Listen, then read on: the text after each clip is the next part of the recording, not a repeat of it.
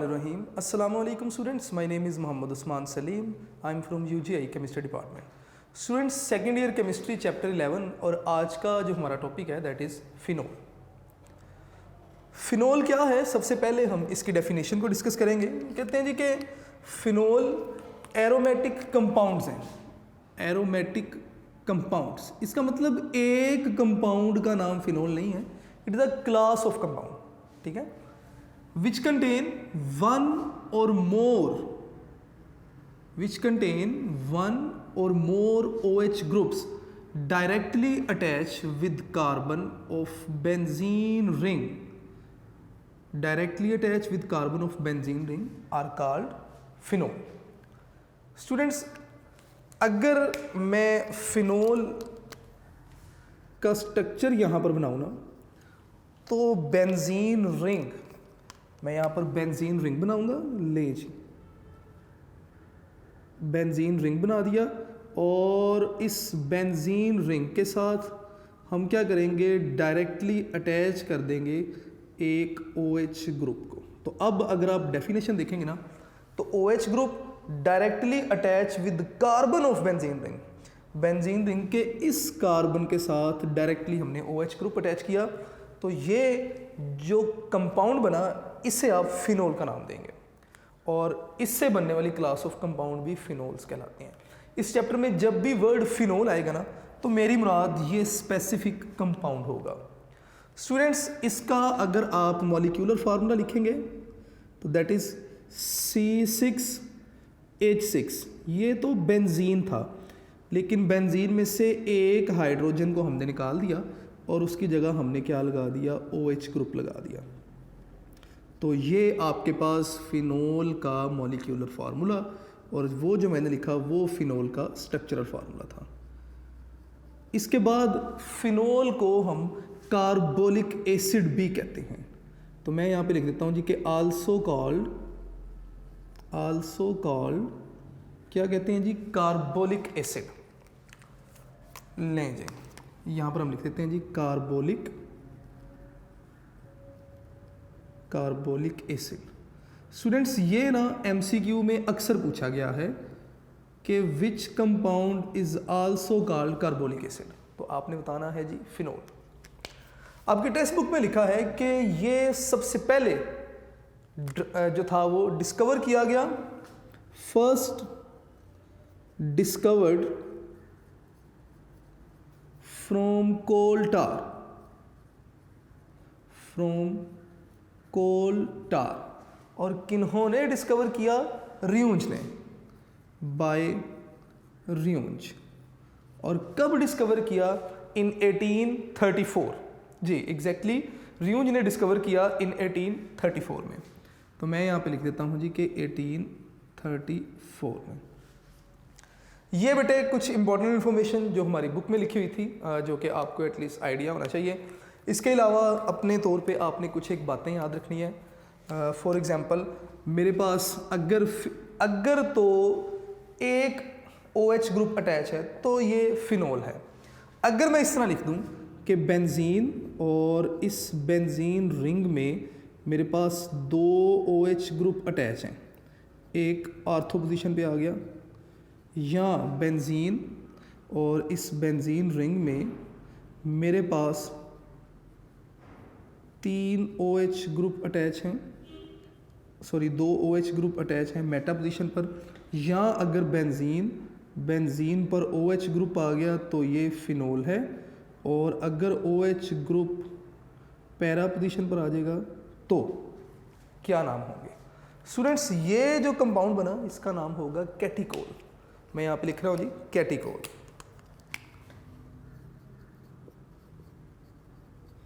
इसी तरह नेक्स्ट अगर आप देखेंगे तो रिसोर्सिनोल, अगर मेटा पोजीशन पर आएगा तो रिसोर्सिनोल, और अगर पैरा पोजीशन पर आ जाएगा तो आप इसे क्या लिखेंगे, हाइड्रोक्विनोन।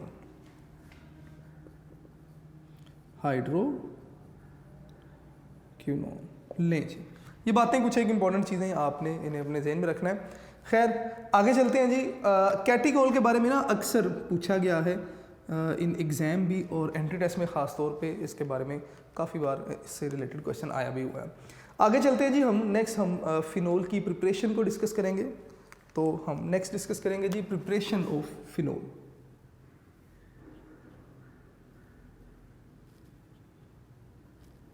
प्रिपरेशन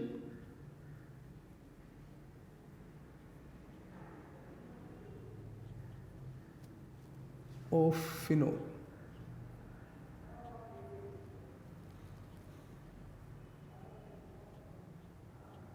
स्टूडेंट्स, आपके सिलेबस में वैसे तो फिनोल को प्रिपेयर करने के काफ़ी ज़्यादा मेथड हैं, लेकिन हमारी बुक में जो मेथड डिस्कस किए गए, एक फ्रॉम क्लोरोबेंजीन जिसे डोज मेथड का नाम भी दिया गया, और एक है from benzene sulphonic acid.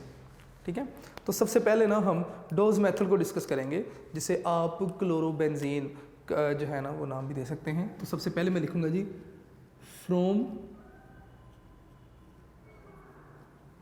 Chlorobenzene,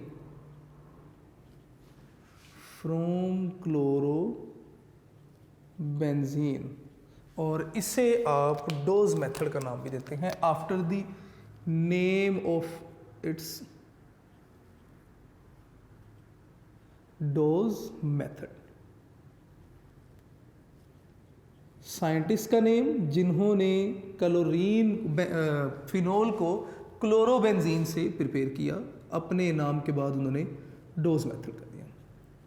students, conditions हम पहले देख लेंगे कि किन कंडीशंस पर हम फिनोल बनाएंगे यहाँ पर।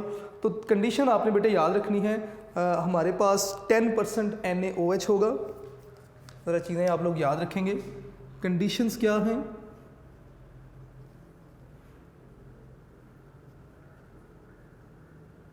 आपने बताना है जी कि 10% NaOH,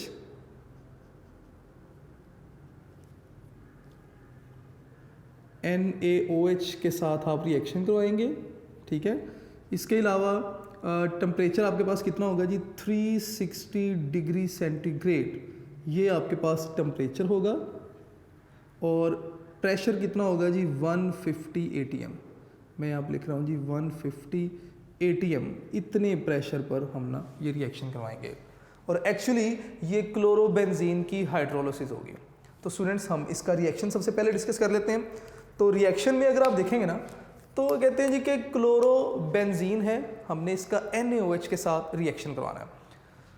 तो लें जी, क्लोरोबेंजीन, मैं बेंजीन लिखूंगा और उसके साथ एक क्लोरीन अटैच करूंगा, दैट विल बिकम क्लोरोबेंजीन। लें जी, दैट इज क्लोरोबेंजीन। हमने क्या किया, हमने इसका रिएक्शन करवाया NaOH के साथ। NaOH कितने परसेंट है जी 10%। उसके बाद हमने क्या किया, हमने ये रिएक्शन करवाया किस टेम्परेचर पर, किस प्रेशर पर, 360 डिग्री सेंटीग्रेड टेम्परेचर और 150 ATM प्रेशर, इतने प्रेशर पर हमने ये रिएक्शन करवाया। तो as a result of this reaction हमारे पास सोडियम फिनॉक्साइड बना। होगा कैसे ये, मैं पहले प्रोडक्ट्स लिखूंगा और उसके बाद फिर हम नेक्स्ट आगे देखेंगे जी। ये हमारे पास क्या बनेगा जी, सोडियम फिनॉक्साइड बन जाएगा जी। ले जी, होगा क्या कि ये जो आपके पास Na है, ये रिएक्शन करेगा जी किसके साथ, इस Cl के साथ, और क्या बना देगा NaCl, और जो OH ग्रुप है ये अटैच हो जाएगा जी, सॉरी, ये जो आपके पास Na है, ये H क्या करेगा, इस Cl को यहाँ से रिप्लेस करवाएगा HCl, और ये जो ONa है ये सारे का सारा group as it is attach हो जाएगा। तो यहाँ पर जब आपके पास ONa अटैच होगा तो that will become negative positive, ये बन गया सोडियम फिन ऑक्साइड आयन। ठीक है, तो मैं ना यहाँ पर लिख देता हूँ कि सोडियम, या इसे हम लिख देते हैं जी कि sodium phenoxide ion, sodium phenoxide ion बन गया जी। ठीक है, इसके बाद सोडियम फिन ऑक्साइड के बाद फर्दर आपने क्या किया, आपने इसकी एसिडिफिकेशन करा देनी है। आप इसका रिएक्शन करवाएंगे HCl के साथ। मैं इसे लिखूंगा जी एसिडिफिकेशन, आपने एसिड के साथ रिएक्शन करवा दिया। एसिड क्या करेगा, ये जो आपके पास Na है ये इस क्लोरीन के साथ मिलेगा NaCl, और H इस ऑक्सीजन के साथ अटैच होगा, तो आपके पास क्या बन जाएगा जी, ये बन जाएगा जी फिनोल। लें जी, ये OH जिसे आप फिनोल कहते हैं, मैं यहाँ पर इसका नेम लिख देता हूँ जी, फिनोल, और साथ में क्या बन गया, Na और Cl। तो ये आपके पास फर्स्ट प्रिपरेशन थी फ्रॉम क्लोरोबेंजीन। स्टूडेंट्स एक्चुअली यहाँ पर ना क्लोरोबेंजीन की हाइड्रोलिसिस हुई है, अगर आप देखेंगे तो क्लोरीन की जगह पे हाइड्रोक्सी ग्रुप आ गया। इसी तरह जो नेक्स्ट प्रिपरेशन आपके साथ डिस्कस होगी that is from benzene sulphonic acid, from sodium salt of benzene sulfonic acid, from sodium salt of benzene sulfonic acid। अब ये sodium salt of benzene sulphonic acid क्या है स्टूडेंट्स, सबसे पहले तो हमें बेंजीन सल्फोनिक एसिड हमने चैप्टर 9 में पढ़ लिया हुआ है। अगर मैं बेंजीन सल्फोनिक एसिड लिखूंगा ना तो ये आपके पास क्या है, ये आपके पास होगा जी बेंजीन लिखेंगे आप, और इस बेंजीन के साथ अगर SO3H ग्रुप अटैच करेंगे that is called benzene sulphonic acid. मैं यहाँ पे लिख रहा हूँ जी, ये क्या है, बेंजीन सल्फोनिक एसिड। हम क्या करें, एसिड है, अगर आप इसका बेस के साथ रिएक्शन करवाएंगे तो ये साल्ट बन जाएगा। तो मैं इसका ना NaOH के साथ रिएक्शन करवा रहा हूँ बेस के साथ, तो ये जो H है ये H एसिड में से जाएगा और ये OH बेस में से जाएगा, तो ये आपके पास वाटर बनेगा, और साथ में क्या बन जाएगा जी, साथ में हमारे पास जो प्रोडक्ट बनेगी दैट इज़, जो प्रोडक्ट हमारे पास बनी that is SO3Na, sodium salt of benzene sulphonic acid, साथ में H2 एज इट इज़ है। एक्चुअली हम यहाँ से अपनी प्रिपरेशन स्टार्ट कर रहे हैं, किसके लिए, फिनोल की प्रिपरेशन के लिए। स्टूडेंट्स हम करते क्या हैं, हम sodium salt of benzene sulphonic acid का रिएक्शन करवाते हैं। मैं यहाँ पे लिख रहा हूँ जी कि हम यहाँ पे लिख रहे हैं जी सबसे पहले sodium salt of benzene sulphonic acid, तो SO3Na which is sodium salt of benzene sulphonic acid. आप इसका रिएक्शन करवाते हैं जी 2NaOH, ठीक है। तो ये आपके पास रिएक्शन होगा एट 320 डिग्री सेंटीग्रेड। आप ये रिएक्शन करवाएंगे 320 डिग्री सेंटीग्रेड पर, तो क्या होगा, ये आपके पास जो प्रोडक्ट बनेगी यहाँ पर that is sodium phenoxide, जिस तरह पहले हमारे पास बना था जी सोडियम फिन ऑक्साइड ONA, जिसे आपने पहले भी नाम दिया था जी सोडियम फिन ऑक्साइड, और साथ ही साथ आपके पास बनेगा जी Na2SO3। मैं यहाँ पे लिख रहा हूँ जी Na2SO3, Na2SO3 सोडियम सल्फाइड बनेगा जी साथ। अब ये जो आपके पास सोडियम फिन ऑक्साइड बना, ज़रा पीछे वाला रिएक्शन देखेंगे, जब सोडियम फिन ऑक्साइड बन गया था आपने एसिडिफिकेशन करवाई, यहाँ पर भी हम वही काम करवाएंगे, आप HCl के साथ इसका फर्दर आगे रिएक्शन करवाएंगे, एसिड के साथ रिएक्शन करवा देंगे। तो मैं यहाँ पे HCl लिखूँगा जी, वही काम एसिडिफिकेशन। तो एसिडिफिकेशन से मेरे पास जो प्रोडक्ट बनी that is phenol,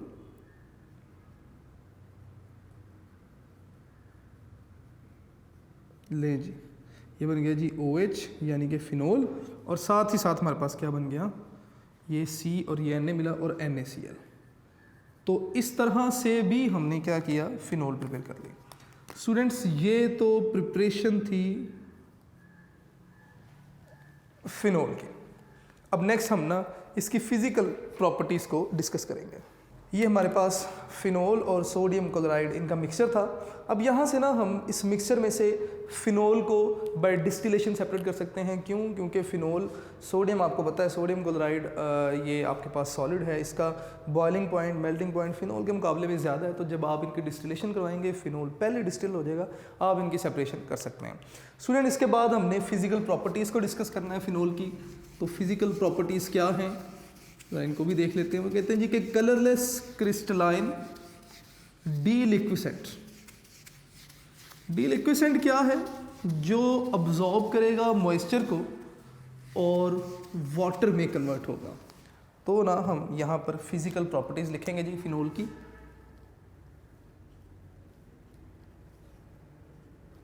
physical properties, physical properties में हम बताएंगे कि ये क्या है। आपने बताना है कि कलरलेस, क्रिस्टलाइन एंड डीलिक्विसेंट है पहले नंबर पर।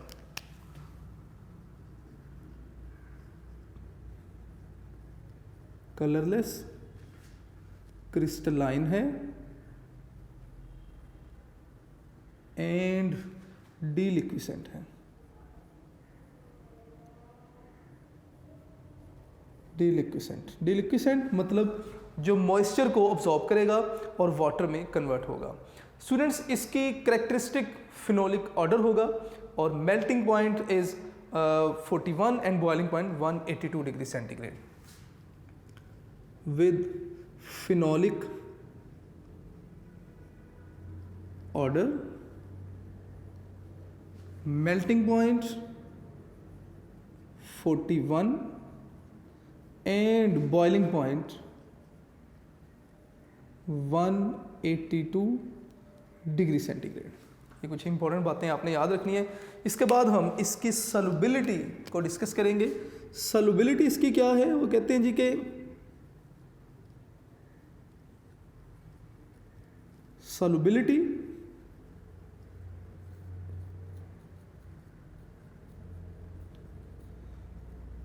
Eight room temperature sparingly soluble in water. मैं यहाँ पे लिखूंगा जी स्पेरिंगली सॉल्युबल